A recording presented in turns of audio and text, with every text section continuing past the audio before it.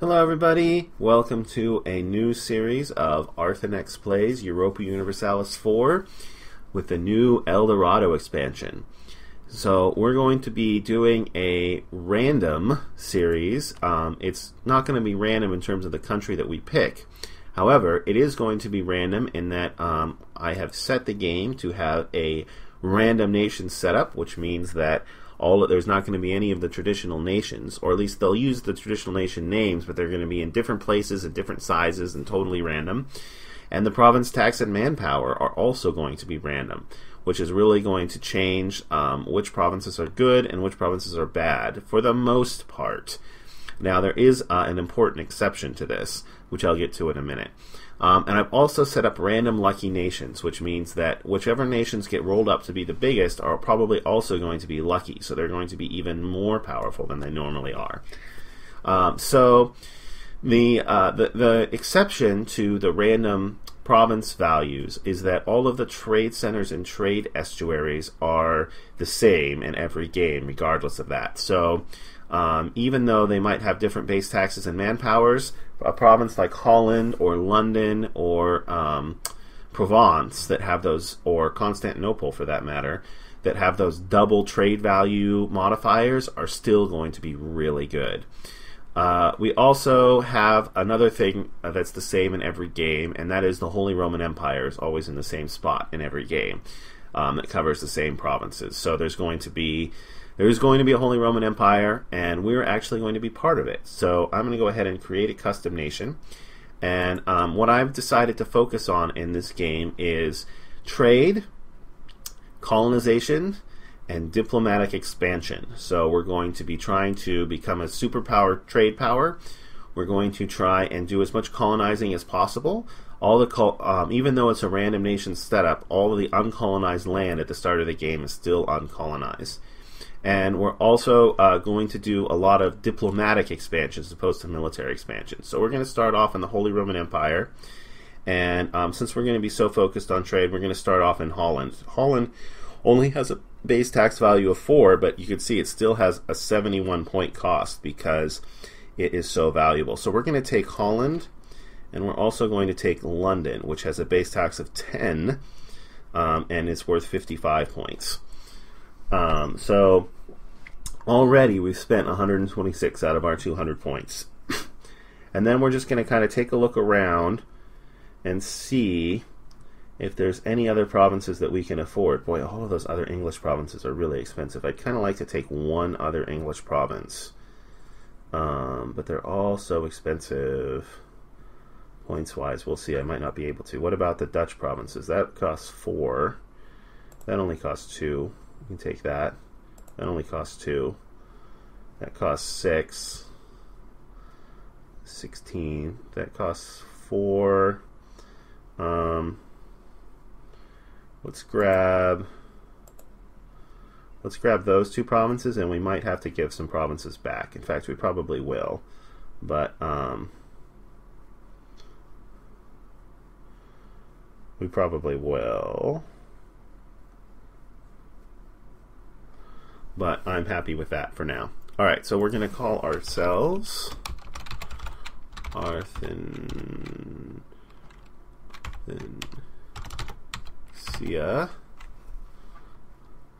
And Nexian, and we're going to use the purple map color. I think it's number 14. Yeah, 14. And I really like the crow's emblem. Let's see, it's probably faster to go this way. Yeah, and then the background, we'll do that background, and we'll be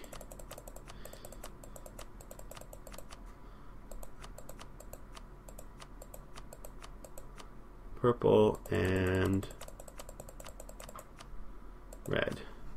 And okay, so that takes care of that. Let's move on.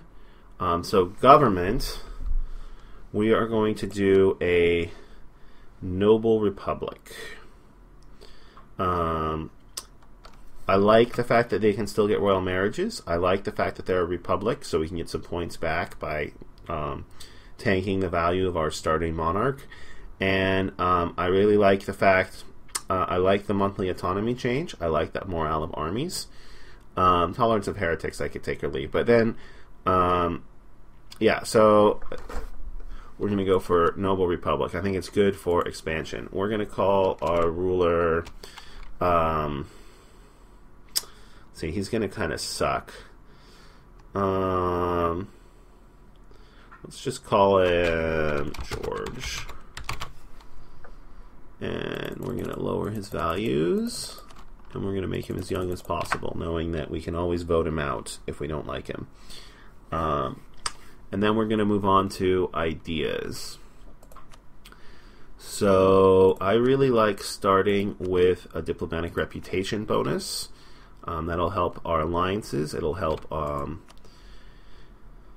let's see, I actually like global trade power, but actually we're going to put it down here to make it just a little bit cheaper. Global trade power. And we are also going to bump it up a notch. Up here, actually, morale of armies, I really like that there. We're not going to touch that. Let's see. We are going to want some... we're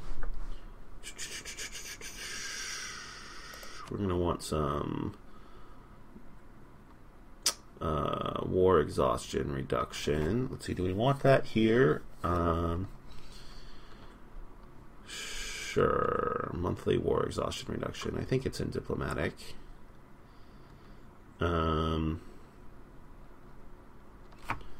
there it is. Monthly war exhaustion reduction. Let's see. We're gonna want some. We're gonna want that, but I think a little bit further down. We're gonna want some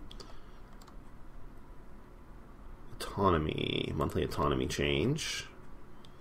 We're gonna want some accepted culture threshold.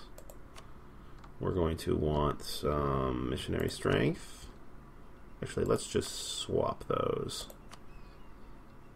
No, maybe not. Accepted culture threshold. I'll come back to that. Discipline, I think we're going to want, but down here. And here.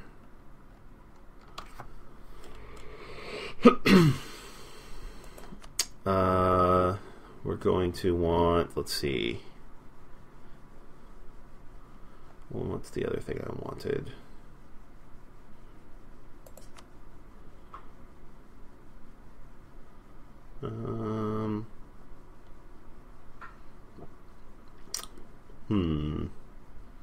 Oh yeah, we're going to want some inflation reduction. Down here, we'll take a colonist.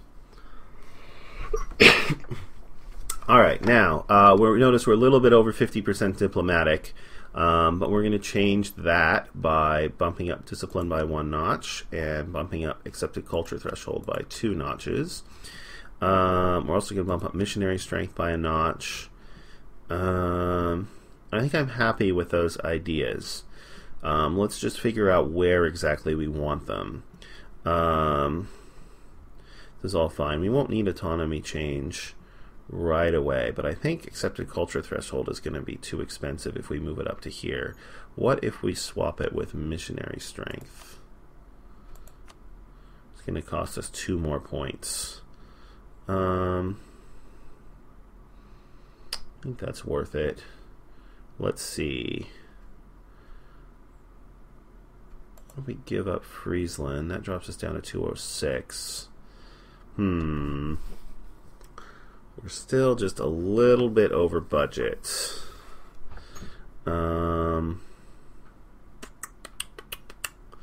Let's see. We could give up Kent. I really kind of like the idea of taking Kent, though.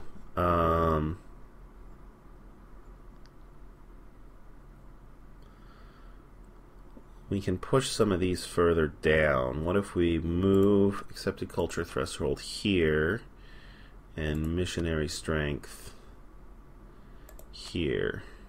Now we're down to 202.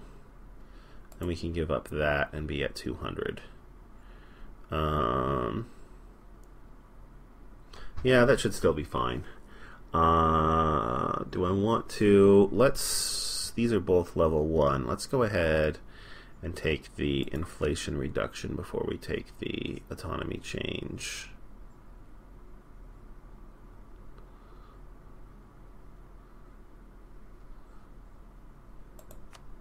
Yeah, do that instead. Okay.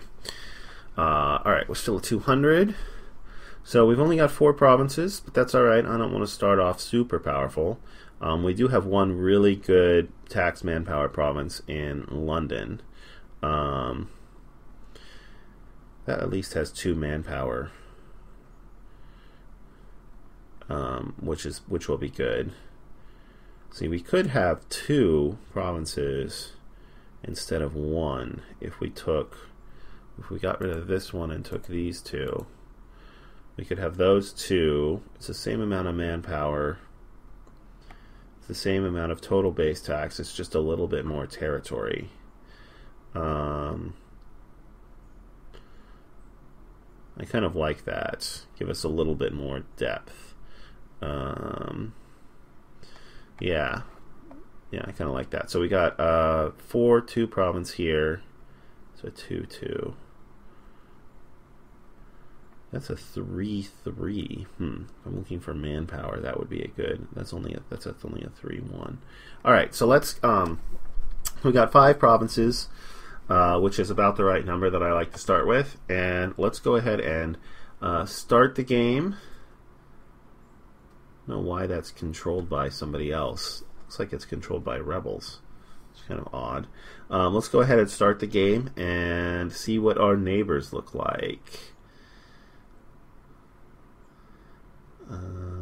Let's see, we have 12k manpower, force limit of 8. Doesn't show us our naval force limit. Attack space of 22. And 5 provinces, yeah. Okay, we're going to start with 5% extra morale. So we're going to have a lot of morale to start the game. Because we're going to have 5% national ideas and 10% from Noble Republic. So hopefully that will help. That will help us out with the fact that our armies are not going to be very large. We also should be making a fair amount of money with the trade situation that we have. Alright, so let's take a look and see if we've got any superpowers around Europe. This map looks pretty broken up, actually. On the mainland, we're completely surrounded by Kurland here. Which, let's see, did they rival us? They did not rival us, but they are hostile to us. So that's kind of interesting. They're definitely going to be an enemy. In Britain, we have 3 countries that surround us. So let's just take a look and see who our rivals are at the start of the game. So we only have 2, which is less than we usually have. We have Tengu. Where are they? They're up here. Okay, and we have Potawatomi, which is over here. Interesting. Okay, so it looks like Potawatomi is probably the more powerful of the 2. 4, 4, 1, 8. Where's their capital? Their capital is in Wessex. Okay, and 9. Wow, Cornwall's a really good province in this setup. Okay, otherwise, England is pretty broken up. It's going to make it relatively easy for us to take it. Is this a 1 province minor? It might. Holy Roman Empire has a couple of large states. Kurland seems like they might be one of the bigger states in the Holy Roman Empire, and they're lucky. Kurland is lucky. Wow, look at how big they are. They have 11. Wow. They are going to be tough to deal with. Oh no, wait, they're not all of this, are they? Oh, yes, they are, yeah. They're all of this, and their capital is in Antwerp. So who's the emperor? Let's see, and who are the electors? Würzburg, Kairouan, Huron, Chicxabi, Benin, Ramazan, and Aragon. Okay. And Aragon is the Emperor. Where are they? They're over here. Okay, so we are going to need... Who are Kurland's enemies? Because we're definitely going to need some help against them right away. Chokosabi and Johor. So Johor is down here. How do they're friendly to us. Alright. They are going to be a super important ally for us. Their capital is in Calais, which is a really nice province. They also have Artois, Vermandois, Ile-de-France, Alencon, Orléans, and Anjou. And all of these are really nice provinces. Yeah, they are going, and they're friendly towards us. We are going to be wanting to get an alliance with them absolutely first thing to help protect us from Kurland. Let's see, who are their rivals, just so we can see. Egypt and Kurland. Chokosabi, Egypt, and Kurland. Okay. Do we have any likely diplo-vassalization targets right at the start? These guys are only 2 provinces, but they have 8 base taxes. Probably too much for us to diplo-vassalize. I don't see any. Maybe Mount Pong. They're a little bit far away. Yeah, they would do it except for the distance between borders penalty.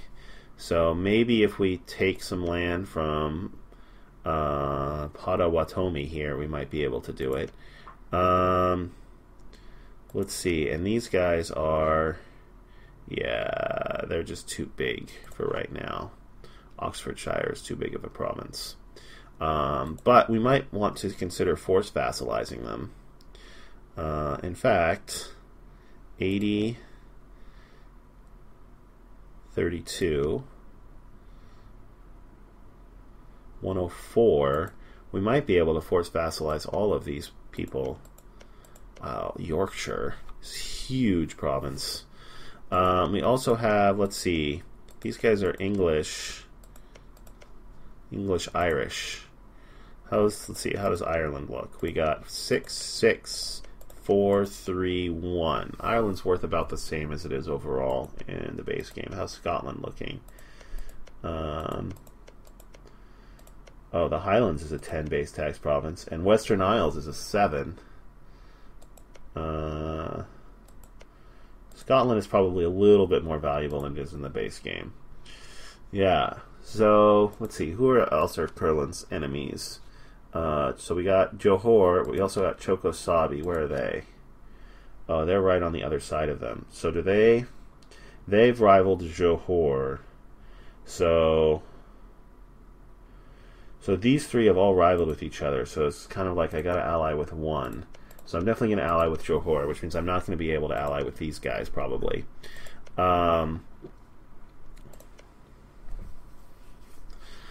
Yeah, so definitely going to ally with them. And then maybe these guys don't look like they have a very big army. Maybe I declare war on them like right away, and try and force vassalize them, because these guys are already my rivals and nobody has any alliances yet. Of course, that doesn't, the way the game works now, they can always ally with somebody and then immediately call them in. How big is my starting army? I have a starting army of 6, which is not bad, and a starting fleet. Oh, they gave me some heavy ships in my starting fleet. That's a little bit unusual. If I look at my economy, yeah, I'm making 18 from trade. I look at the trade nodes. I already have 50% of the power without even patrolling there, and yeah, which is pretty nice.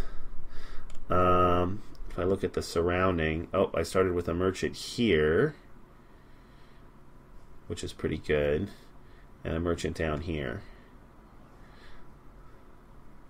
Yeah, okay. Yeah, I can see this. I can see this working out quite well for us. We got a natural ally, a couple of natural enemies to fight with at the beginning of the game, so potential vassalization targets right away, and with our bonus to with our bonus to diplomatic reputation, we ought to be able to annex them relatively soon. And our bonus to morale should give us a pretty big advantage in fighting these guys. What are their... Let's just take a look at what their ideas and traditions are. So plus 10 tax, minus 10 infantry cost. Interesting. Plus 10 tax, infantry combat ability.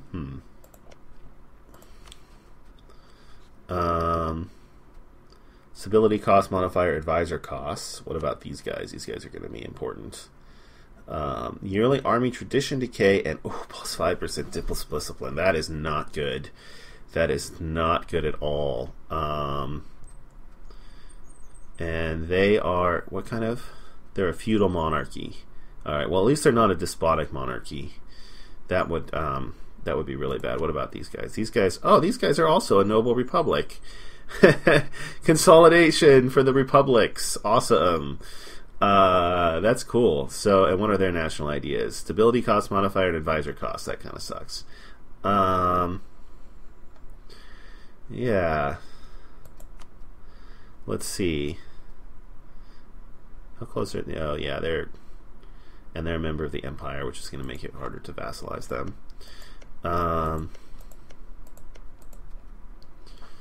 Cool. All right. Well, this game definitely has some interesting potential. Oh, there's your superpower right there. Munster. Look at that. They have northern Scandinavia. They have all of Finland. Looks like they have a bunch of Russia too. Whew. That they are going to be a country to watch for sure.